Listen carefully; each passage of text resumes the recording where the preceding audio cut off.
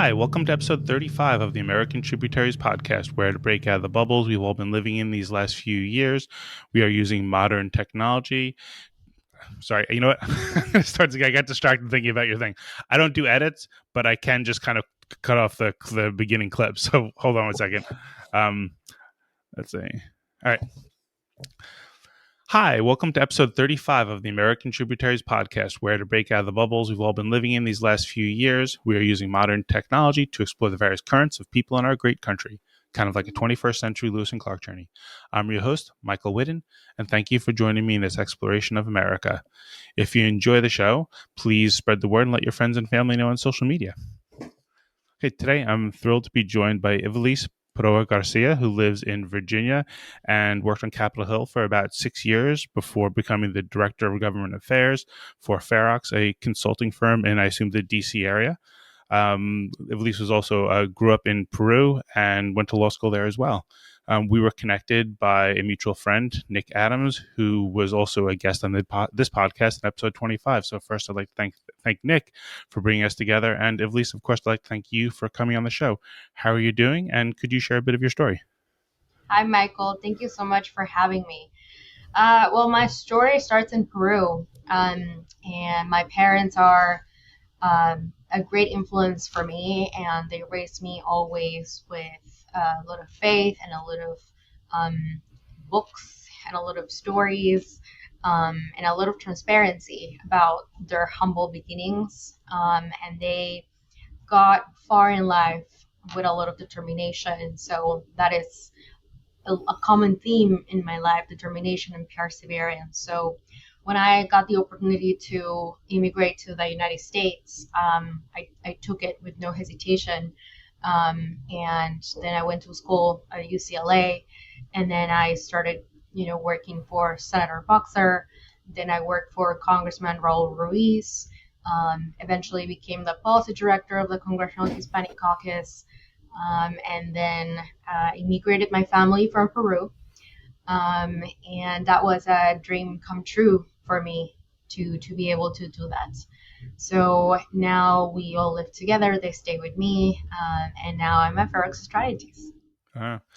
So, I guess, so you came the first time you came to the U.S. was for college?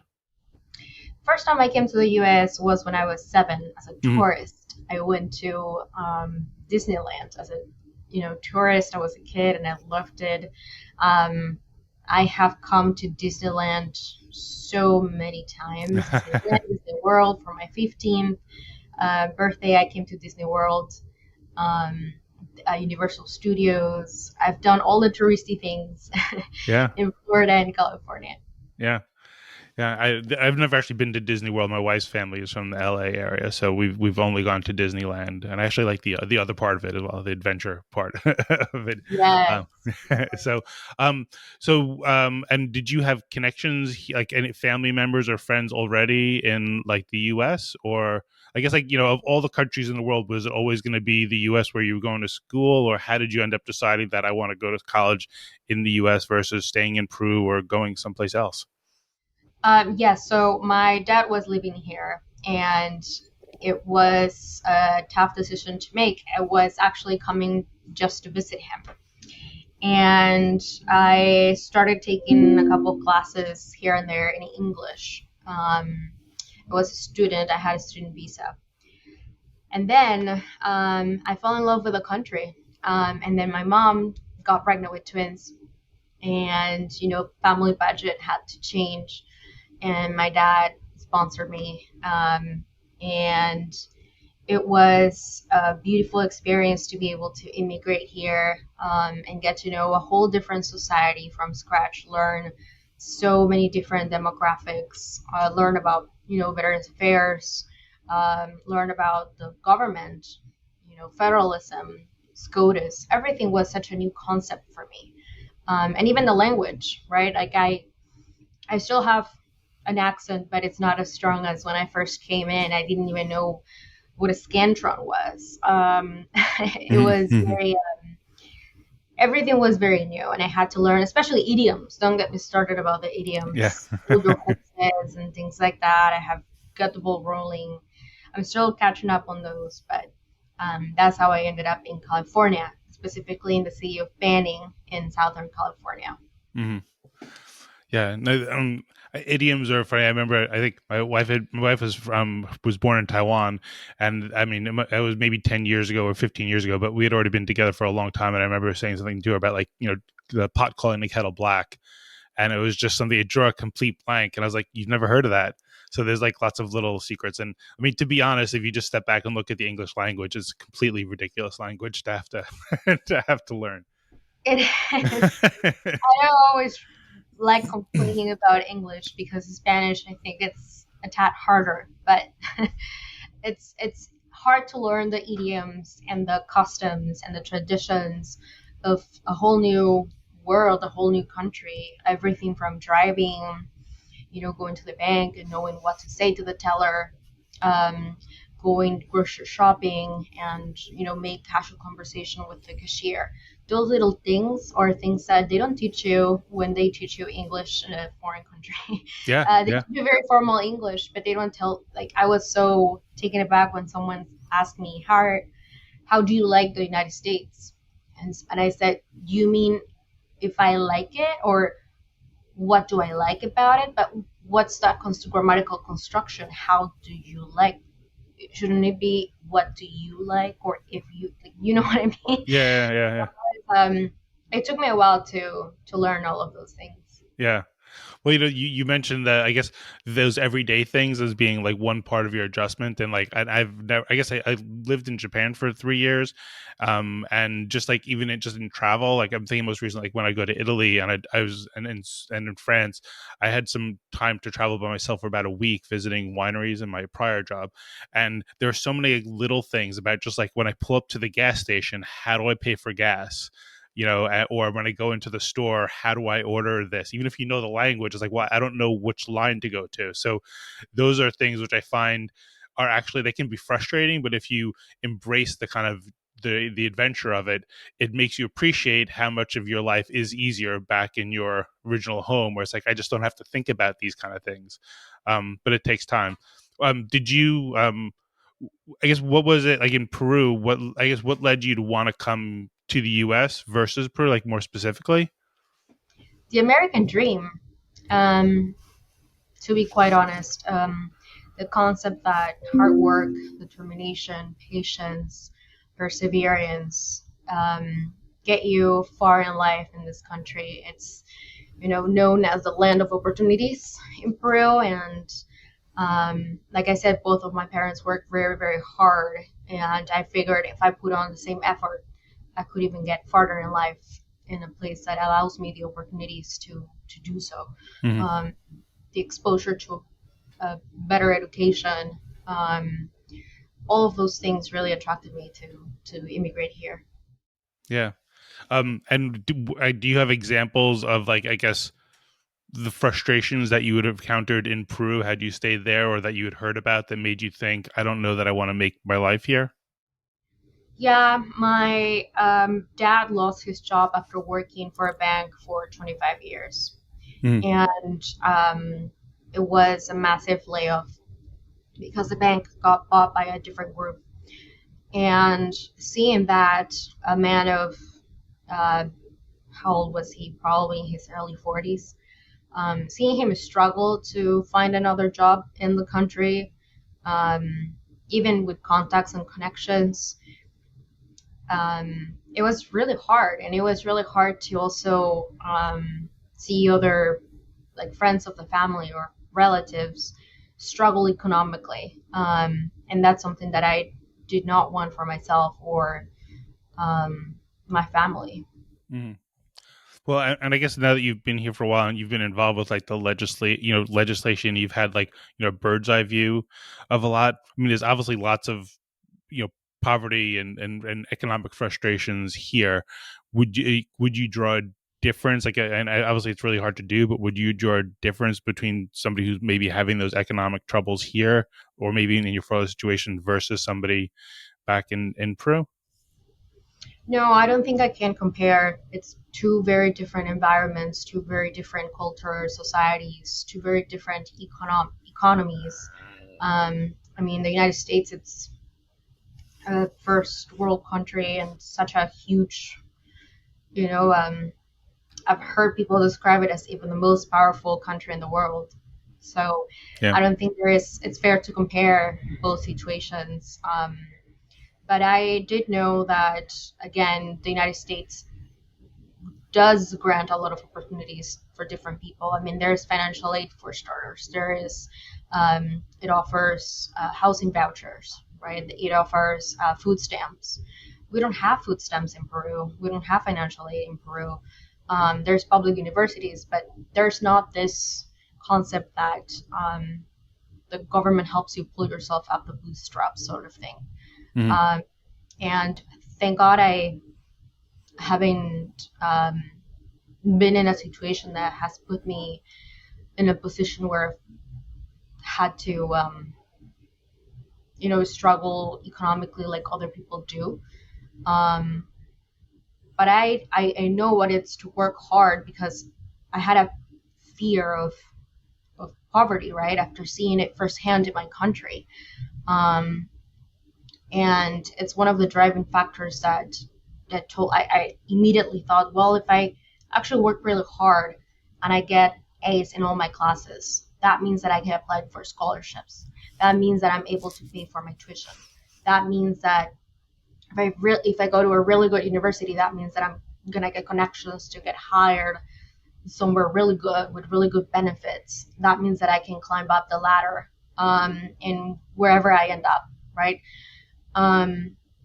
Whereas I saw my parents do put in the same amount of work in Peru, and my father was looking for a new job at 45, and after working in a bank for 25 years, I didn't think it was fair that he couldn't get a job. I just thought, man, like maybe his future would have been different if he would put all of that effort and years of experience and hard work in a different place that actually rewards hard work. And I'm not saying that Peru doesn't reward hard work. I'm just saying that due to the circumstances in different economies, it's just harder to do it. And Peruvians are really hardworking people. And that's one of the reasons that I am successful in this country, because I think that Peru gave me all the skills and all the values needed to actually succeed and get up and do it, right? In Peru, it's like we wake up every day and we just go hustle. In the United States, that hustle actually turns into a million different other opportunities. And there's always a way to achieve the American dream. And I'm a firm believer of the American dream, and coming from very immigrant and humble and not even knowing the language and being where I am right now, I think I'm proof of that. Yeah. It's interesting. Like, I think, one of the things that I've been thinking about for the last few years has been like what unites us, because there's so much time and the media spent on like what's different about us and them. And I think one of the things that does unite Americans is I think that idea of being able to come here and like kind of reinvent yourself. And I think that idea of like kind of self-reliance, and and I think if you think your way through the demographics of the country, no matter who you are. I mean, if you're, obviously if you're, if you're European, you immigrated here most likely voluntarily and had to kind of get by on your own, but you left like your old world family in town. I mean, even if you're African American, your family was uprooted forcibly, and you had to still rely on yourself and work hard to reinvent who you were to something completely different. If you're Native American, you still had to move around this country, and you were pushed off your land and had to reinvent yourself over and over again. And even to this day, whether it's you or like somebody like my wife, her father like left the family hotel business to come here and work in a banking and work his bootstrap his way up. So it's no matter, I think, where you come from or even what time in history, that's the common thread, I think, for everybody, is that there's this sense of being able to reinvent yourself and do it on your terms and less dependent on anybody else or any other institutions. And what I had heard from a friend who was French and just recently got his American citizenship is he had said, like, in France, you just don't have that ability to reinvent yourself. Like, if your father's not a lawyer and you want to become a lawyer, there's just less like belief or support or enabling for you to become to be able to do that kind of switch, because that's just, you're not supposed to do that. Yeah, I agree. And I definitely have been lucky enough to meet different people from different backgrounds in the United States. Have friends from the Middle East, friends from Africa, friends from Europe, friends from Asia, friends from Latin America, and they all have the same theme in their lives: the fact that they came with a lot of hopes and dreams, and that hope transformed into something beautiful in this country. And somehow, I do think that is, people say Americans don't have a culture. Well, that is our culture. We're such a unique experiment. It's not even a combination. It's just like it's the only country in the world that being American means being from here, but also being from everywhere else at the same time. Everybody can trace their, heritage back to Europe, back to Africa, back to somewhere in the world, and where they come from influences their culture, influences the way that they do things, the way they even do business, right? And that is that's a beautiful thing for me. In Peru, everybody comes from either the Spaniards or the Inca culture, right? Like every country has their history and their heritage so ingrained into their history and their culture. But the United States, there's not really one of them. It's people coming from all over. And I always tell people, even the Europeans, the pilgrims, they were immigrants. Christopher Columbus, this is controversial, but I think he was also, he was lost, right? And he stumbled upon the American continent. And like, even from there, they were coming from somewhere else. They were not from here. They were people that lived here.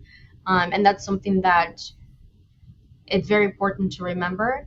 But also, when people start making racist comments or making like, oh yeah, white people this, white people that, it's like, well, white people are also immigrants, right? Like they weren't here in the beginning. So what gives a white person the privilege to tell me that I'm less because of my immigrant background? Yeah, that's true. And I think, the other, part of it is, I think for the country is, I think that tension, this isn't, I guess, like a fatalist approach or a pessimist or like kind of something that's dismissing the problem. But I think because the country is always, this destination has always got this kind of like reinvention, in some respects, it seems, I think it's a burden that is always going to be a part of like our country. I think is this idea of like, there's always going to be new people, there's always new blood. And I don't know, I don't want to say like it's never going to be resolved, but I think there's always going to be new, tension, new conflict, because there's going to be new groups of people that come in, like whatever it is, like if the old is going to become entrenched, and then the new blood's going to come. And I think that part of, like, I guess what we had talked about like before we started the podcast is just, to me it seems like the country has lost the ability to be able to have, I guess, more civilized conversations about the problems that we have. Because I think in some respects, and I think, I would have to plead guilty to this too, I think there's an expectation that there's supposed to be some idealized form of the world that's supposed to exist, and it just is never going to be the case. And we always have to be striving to improve things and striving to improve ourselves, and realize that, frankly, we're all humans, we're all flawed, we all have blind spots, we're all hypocrites, we all have bad days and good days, and that doesn't mean we can't strive for improving things. But I think, to me at least, when I had that realization, it changed, I guess, my feeling about, I guess, maybe the tone and the patience that I would have in trying to improve things. I definitely agree. One of the things that I learned very early on in one of my political science classes about American history is that this country was created based on compromise, right? Even for the Constitution, it was a group of, these people all in the same room. It didn't leave until there was a compromise. And the whole governance, the whole system of government of this country is created so that there is compromise, right? from all three executive branches, checks and balances, everything points toward compromise and toward mutual understanding. And working in politics, working in Congress, that was something always I had in the back of my mind. So it was very interesting to me when I would work with a Republican colleague. We had so many more things in common that we had different. And that was one of the main things that Nic and I actually talked about, right? And how come we come from different parts of the world? Our ancestors are completely different. At some point in time, we spoke completely different languages. And now we're here sitting down in the cafeteria of the Rayburn House office building, talking about things that we have in common. It's amazing. And my boss back then wanted, let's say he wanted ABC, and his boss wanted XYZ, and we compromised and said, okay, well, neither of these go, but here's when we're able to meet each other. And that's how bills are passed, honestly.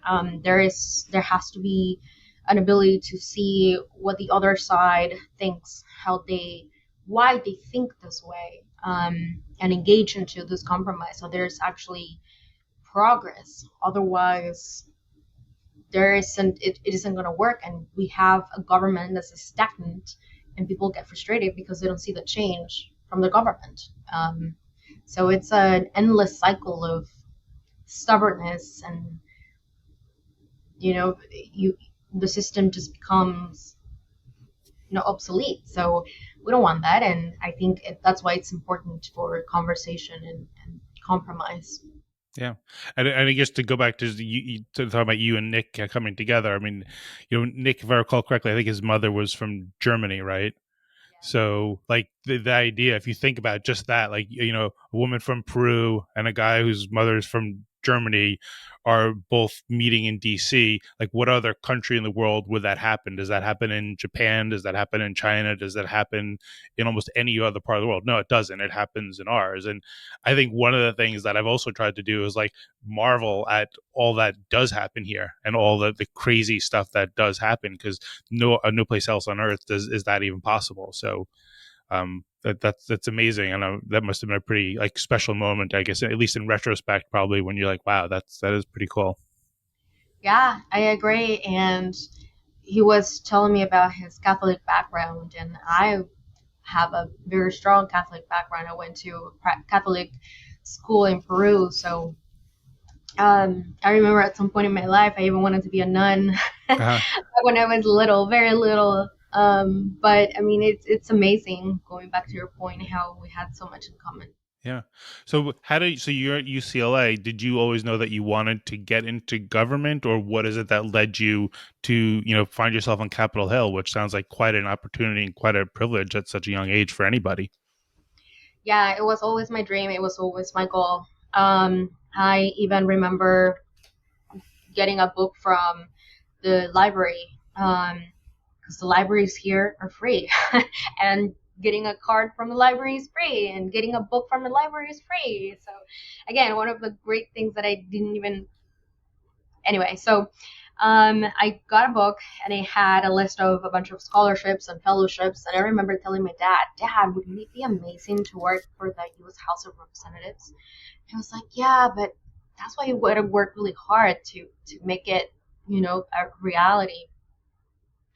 That summer, I ended up working for Congressman Raul Ruiz's campaign, and it was such an amazing experience that then I ended up actually interning in his district office, hence actually having an actual internship for the U.S. House of Representatives. And I told my dad, see, it's not that hard. I think that actually made me want to work for Congress, and learning more about the country, and again, checks and balances, the concept of federalism, the concept that there was 3 independent institutions that all had influence and power over each other, and there's no SCOTUS without Congress, there's no Congress without the administration, the executive branch, there's no executive branch without SCOTUS, and so on and so forth. That was fascinating to me, and I told myself I really want to get there. So when I heard that UCLA had this program, the Border in Washington D.C. program, immediately applied. I ended up working for Senator Barbara Boxer, Senator of California, before back when Kamala Harris was senator, and it was such a fascinating experience to be. I was at in the Hart building, and our office overlooked SCOTUS. I was able to see SCOTUS, like go inside the building and actually hear a case in person. I remember it was February and I woke up at 5 a.m. freezing, but I didn't care. I was in line because I really wanted to see what I had read in history books in college. And it was fascinating to see all these justices from different ideologies getting along so well, learning about how RBG and Scalia were actually best friends. I got to see Scalia when he was alive. I went to his casket showing, and so all of these experiences were so fascinating to me that I said, I really want to be here and find a way to pay forward to this country that has welcomed me with open arms. That was really my objective. I really want to find a way to pay it forward, to pay back to this beautiful country. So, because I have been very lucky to have never had, thank God, never had problems with immigration, and everything was just so smoothly that even people were surprised. Oh, you're a permanent resident so fast. You're a citizen so fast, and all of that, all of those opportunities. I really wanted to make it happen for other people in a larger scale. So in Congress, that was my objective. Always work for on policies, and I have been focused on actually passing bills, right? Because a lot of people say, okay, I'm just going to introduce this bill, this piece of legislation, and then just it will work itself out. No, I really worked the press, the politics, the players, the policy, and the procedure to make sure that as many pieces of legislation that I worked on actually became law. So, and I work hard to make that happen. One of the things like that has changed in my mind, because I went to law school. I mean, I loved constitutional law when I was in college, and the late and early 90s. I loved studying constitutional law when I was in law school. But for me, one of the things that I guess as I've gotten older is, in some respects, I've become less, I guess, enamored with the Supreme Court. It's a weird thing, but my perception of things has been that a lot of people will look to they'll idolize RBG for positions she's taken, but they also would never talk to somebody who's a Republican, right, or somebody who voted for Trump. And I think that, to me, and I don't say it's easy, and it's because it's not, especially in the climate that we're in. But I think that one of the things I think I've been trying to do, and it took me a long time to get to this, is I guess maybe taking a bit more, trying to be more aware of what I can do to change things on my own. And I think that the Supreme Court, to me, I remember learning in law school, was understanding the Supreme Court doesn't have an enforcement mechanism. So when it comes up with these decisions, it can only go so far, because at some point it can't enforce it. So to keep its own legitimacy, it's kind of kept in check by itself because it wants to stay relevant. But I think with that, things happen slowly. And I think that while the Supreme Court is necessary to kind of bring some kind of closure to things and to establish certain rights, I feel like there's a lot that we can do on the ground to kind of advance things as well before it gets to the Supreme Court, and even without the Supreme Court at all. Exactly. And even the same concept applies to Congress. There's a lot that one can do before things actually change policy-wise by Congress. That's one of the early lessons I learned when I was in college. I volunteered at different churches and food banks, thrift stores, because I saw the need of people being hungry and they need volunteers. So why not, right? And Yeah. I also working in the district office for a member of Congress. You get to see the casework side of things. And when I was interning there, I helped the caseworker get benefits for veterans, Social Security benefits, and those benefits are things that are life changing for different individuals. I even remember she gave me a ride. The caseworker gave me a ride one day, and she saw a homeless man who had a sign that said, "I'm a veteran, help a veteran," and she handed her business card to him and said, "You are a veteran. You have rights and you have benefits. Give me a call and I'll help you get there." So that inspired me very early on to want to make a change Yeah. myself. So, and can you clarify what's the caseworker part of, I guess, for a congressperson? What does that mean? So Congress helps their constituents navigate federal agencies. So, for example, if a constituent has an issue with Veterans Department of Veterans Affairs getting benefits or getting health care, they can go to their local congressman or congresswoman and request help. And they sign a waiver giving the office permission to act on their behalf, and then it becomes a congressional matter. It's a member of Congress inquiring to the federal government on behalf of their constituent. And that applies with, again, every federal agency, as long as it's federal agency. Mm-hmm. It applies Social Security. It applies, I've seen people help navigate the federal housing vouchers, for example. Immigration cases too, whenever they're waiting to hear back from USCIS, so on and so forth. Okay. So during your 6 years in Capitol, since I guess we're going down that path now, like what are the various responsibilities that you've had? My responsibilities were essentially to pass legislation and work hard to make it happen. And one example that I can share is the benefits legislation. Recently it has been all over the news, but it's a very niche. Back then, when I first started working on this, it was a very niche Veterans Affairs issue. Burn pits are these big pots or big holes that the military used to have near military bases in combat, in theater of operations, to burn trash, except that they burned everything and anything. So they would burn, ammo, human parts, plastic, and of course. And can I just and the reason for that is just I guess if you're in a foreign base, it's not like you necessarily have access to a landfill to just get rid of the trash, or why would they do that?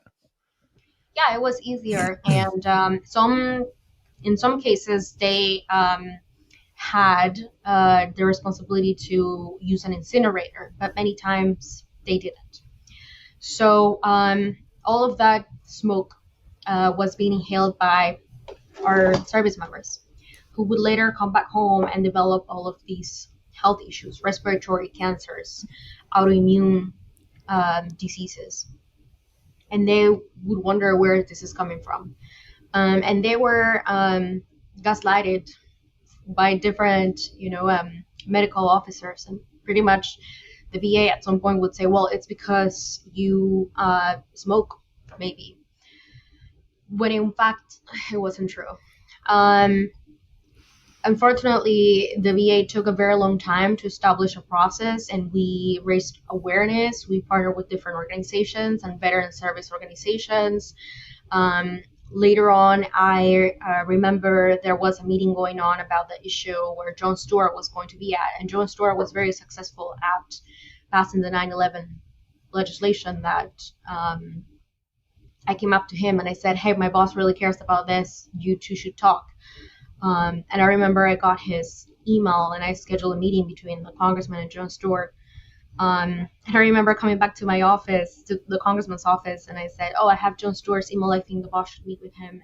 People were like, you got Jon Stewart's email, personal email? And I was like, I had no idea he was that big of a deal, right? Like I thought he was just an entertainer, but I wasn't aware of the magnitude of his stardom in the United States. But anyway, he lent his voice and his support to the cause, and we were able to work really, really hard to make it into law. And now veterans can get healthcare and compensation benefits due to their exposure to burn pits if they were to develop cancers or respiratory illnesses.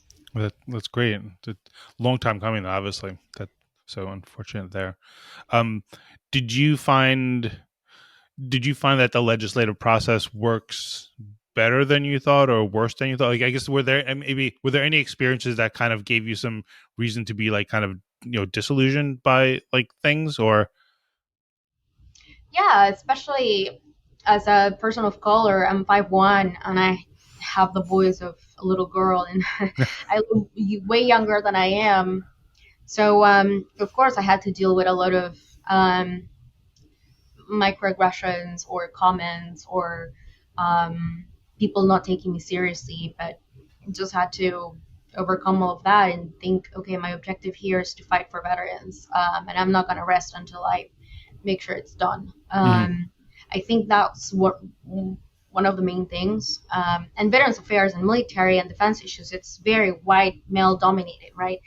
And you would see me in this room full of all white men discussing the issue, and just me next to him, next to all of them, representing the office of a congressman. And I would just insert myself into the conversation. Oh, yes, and by the way, let's not forget about X, Y, and Z. Oh, no, I actually think this strategy would work best. Or, well, actually, my boss would really like this, and I would not. I would not be shy about it, and I'll make sure that everybody heard my voice, because I also thought I am here paving the way for other Latinas in this field, other women in this field. So I have a responsibility to make sure they understand that this is not a white male dominated, that they feel comfortable with someone like me being in the room. Mhm.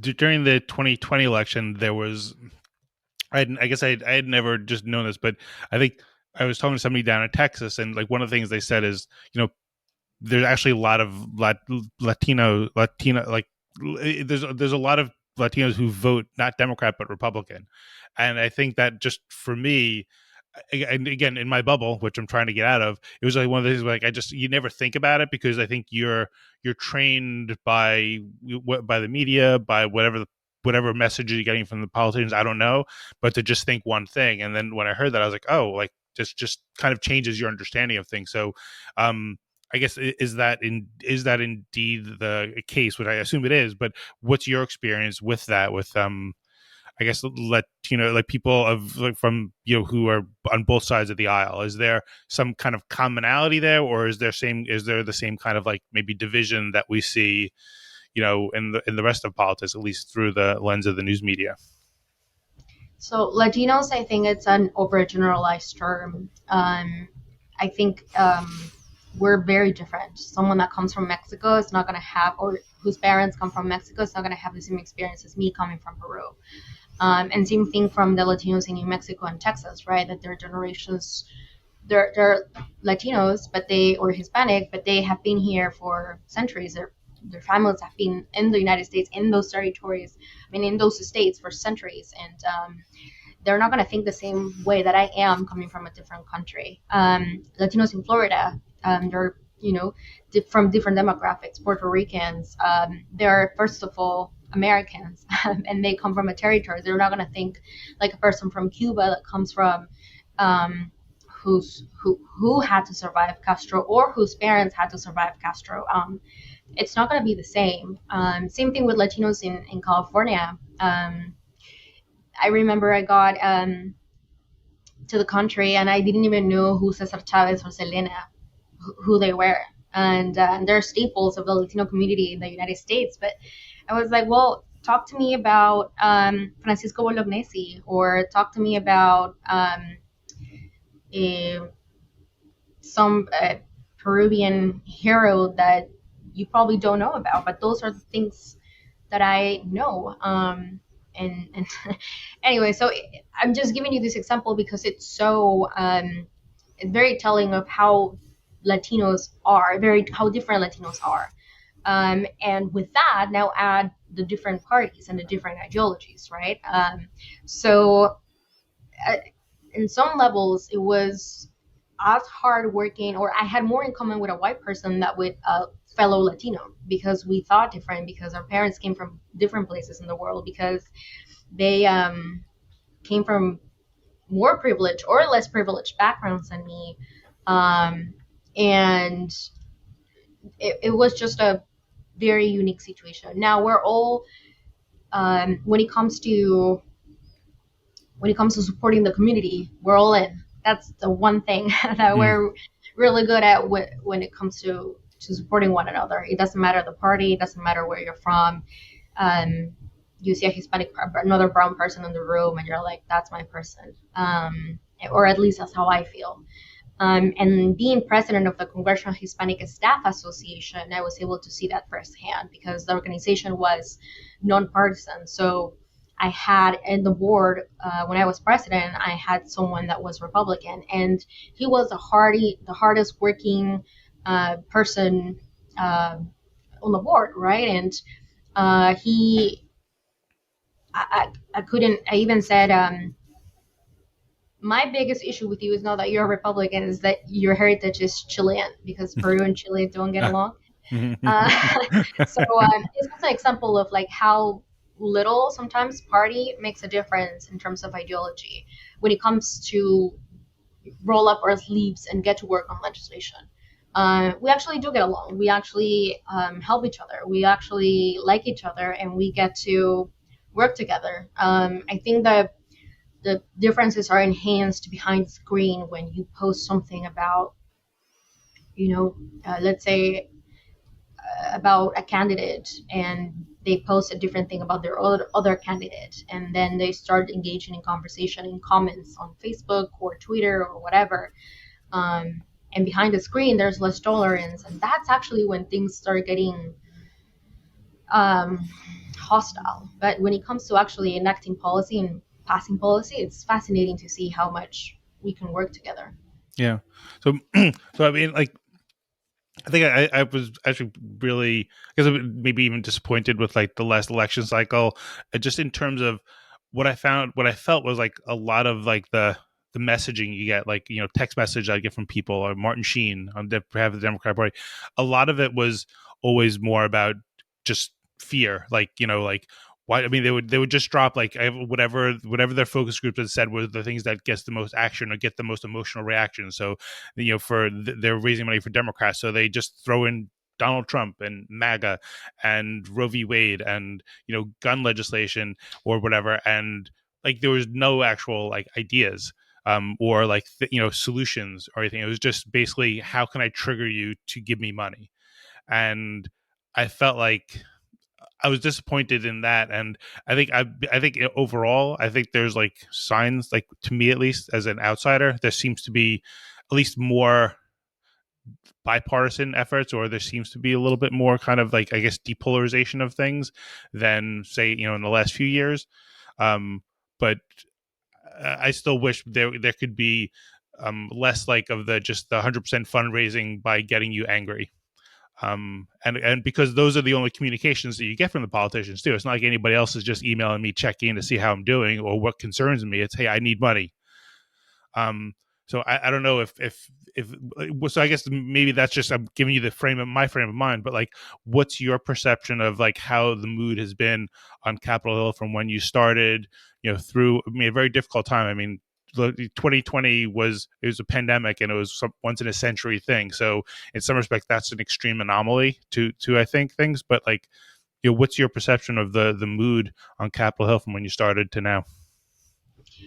Well, I'll tell you, the last administration completely changed the way politics are, and it's more informal for once.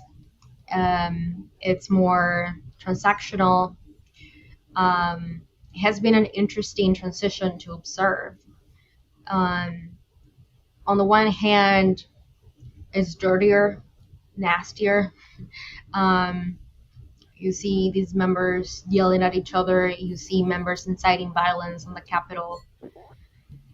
And then, on the other hand, you have politicians speaking in more lame terms, like human beings, not just in a snobbery, like snobby tone, in a condescending tone to constituents, but they more informal, more personalized, more human. It's a concept that you don't need to be a Rhodes Scholar and have a law degree and an Ivy League to be president of the United States, right? Yeah. It's a concept that you don't need to be a straight A student coming from a privileged background to be a member of Congress or a U.S. senator. And that's how it used to be before. It used to be like, no, U.S. senators and members of Congress are just actually people that are top notch, and they are perfect people with no history in their backgrounds. Well, now things have changed. Now actually you have a shot, right? Which is good. It makes politics, especially now with the media and social media and all of those things, this knowledge is at the fingertips of different Americans in a very digested and very understandable way. Easy to understand. But at the same time, the quorum is maybe all of these changes are made at the expense of the quorum. Maybe at the expense of factual information. Maybe at the expense of compromise, right? So it is fascinating to me to see all of these different changes. Even the way politicians run for office is different. I recently saw an account from a candidate that had a TikTok, and they're resorting to all of these different channels to conduct politics, which before the last administration it would have been unimaginable. It would have been like, no, I would never. Even staffers, right? They're more open about their conduct. They're more comfortable being themselves. And with the new generation coming, I mean, we already have a Gen Z congressman-elect. So it's changing a lot. It's changing a lot, and I see a lot of people that used to work for Congress or in politics for 20 years, right? They don't even know how to navigate Congress right now because how the government has changed in the past 6 years. It's incredible. So it is, yes, I'll tell you. I mean, to answer your question, it's very, very different. Wow. Well, I guess in some ways it gives you hope that there can be a change to get to maybe a reaction to the change, so that maybe we can have more, I guess, less of that conflict and more at least productive, progress on things, if things can happen that quickly. I honestly think Americans want change. I mean, I'm a constituent and I want change. Yeah. And whoever is willing to offer the most dramatic change is going to be the people's favorite, right? And I think it's one of the ways why people respond to extreme, very honest candidates with no filter, because they're tired of this very stern, stoic way of doing things, and they actually they just want change. And without compromise, the more polarized we are, the less change there is. So here comes a candidate that offers, I'm going to change your world. I'm going to give you food and I'm going to give you a job. People love that. Yes, I want a candidate that changes my life. I'm going to vote for this person. And on either extreme of the ideology spectrum, you're going to see candidates offering change. And fear is one of the ways that you offer change, right? Sometimes it works better than hope. The other motivating factor is possibly money, but politicians cannot offer money because that would be a bribery. So it goes back to psychology, I think, and science, and how humans are differently motivated. Yeah. Well, my sense for, and I think sometimes people, when we talk about like kind of political engagement, is there's this drive that you'll see of like people saying like, more Americans need to vote. We need to be more politically engaged. And on one hand, I think it's a nice objective. I think you want people paying attention.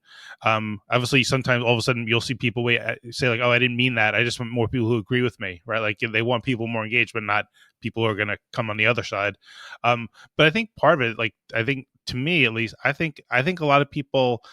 I mean, people didn't come to America necessarily to get involved in politics. I mean, you ended up involved with politics, but a lot of people are coming because they don't want to be in politics. They want to be able to do the best they can with their own innate talents, unobstructed by government.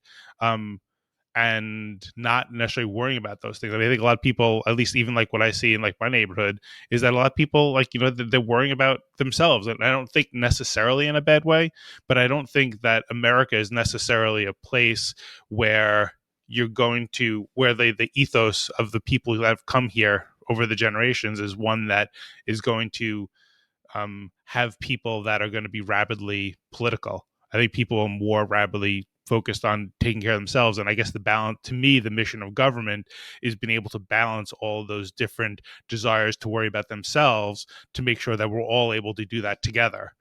That's just like my view of it, which I hopefully kind of like, splits the baby in half fairly or something. But what's your perception of the government's job? I agree. I think it's to tend to the people's needs. To me, it was really interesting sometimes how congressional offices or committees would conduct roundtables with just constituents, right? Because it's very easy to forget what it's like to be a constituent once you move to the other side, once you are in the eye of the storm. And that's something I strive to do, to never forget what it's like to be a normal sort of person, right? Like a constituent. And I would work with that in mind, like people like constituents at the end of the day, as you mentioned, just need food on their table. They want to be able to give their kids a good education. They want to not starve, like basic Right. needs. Right. And that's what they expect from their government, to be tended to, taken care of, um, live in a harmonious society, and with no crime, with a good economy, um, and where their voice is being heard. But sometimes it's not easy. It's easier said than done, because for every policy there are different factors that influence why things are the way they are in certain places, why people react the way they are, why, um, and you have to go back to history, go back in years and years in history to understand why this policy is in place. Why do we need to change it, and how can we change it? And a lot of constituents and a lot of the people in the United States have more power than they think they do. Um, it's I heard a lot of interns say, don't write your member, because an intern is going to end up, processing that, and it doesn't matter. Sure, only if it's one. It doesn't matter. If one person calls their member of Congress or their senator, it might not matter. But if you organize 100 people or 200 people, rest assured it's going to get to the member of Congress ears. It's going to get to the senator's ears. They're going to hear about it. And they're going to pay attention and say, 200 of my constituents are calling for the same thing. What's going on here? And change is also in the hands of the people. They have the ability to vote. And to me, also, it's incredible how voting is optional in the United States. In Peru, it's mandatory. You actually get fined for not voting. Mm-hmm. But those are my 2 cents. Yeah, no. And I think like one of the things that I found that was impressive, I think also like is during the pandemic, there was a lot of like things down at the grassroots level that were like people kind of coming up like community fridges, like community like food pantries and stuff. So I think that it was good to see that they, I guess the impulse to try to fix things is, I guess, one, we can gauge your government, but also just trying to do something locally to fix things. And Yeah, I agree. Or they can, people can also volunteer somewhere, become part of an organization. Philanthropy is a different way of making a change. It's more donation wise, but not everybody has the money to practice philanthropy. yeah, So donating your time is an alternative. yeah. Gosh, well, we're approaching 1 hour, and I feel like we could go for another few hours on things. But um, I've I've really appreciated this conversation. I wish we could go on for more, but I know you've got something to you've got other things to work on for today. But I guess I'd like to finish these conversations by asking like like what gives hope, like what gives you hope at the end of the day. Young people. I'm young, but younger than me for sure. The Gen Z generation, the Alpha generation. I have 2 little siblings. They're 10. They're a boy and a girl. And man, their confidence is amazing. They don't ask for things. They demand things or get it done themselves. And it's a common trait that younger generations have. We become less patient, we become less complacent. We say, nope, it stops with me, and I want to make a change, and I want a better future. And I think that's very noble and admirable. And I really look forward to see how more Gen Z people take over Congress, take over the Senate, and how especially with social media, how politics and governance change, because then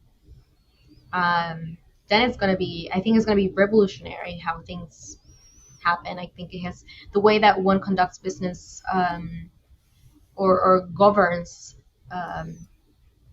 in the world of politics here in Washington D.C. has been more or less the same for decades. But now I see a huge change coming, and I'm really eager to see that, to see people say, nope, I'm not gonna take this. You are going to treat me with respect, and treat people of color with respect, and treat this people from underprivileged backgrounds with respect, or you'll you'll have to do it. So that gives me a lot of hope that things are going to get better no matter what. Yeah. Well, I think to me the printing press was revolutionary in terms of how it let people kind of connect and learn about the rest of the world, and social media is certainly kind of putting us through that. So that's great to hear. Yeah. All right. Well, Ivelisse, thank you so much for making time to get together and talk. I really appreciate it and all your insights. So thank you. And thank you to all the listeners out there. May you go out and explore our country with curiosity, respect, compassion, and humility. All right, take care. Thanks. Thank you, Michael.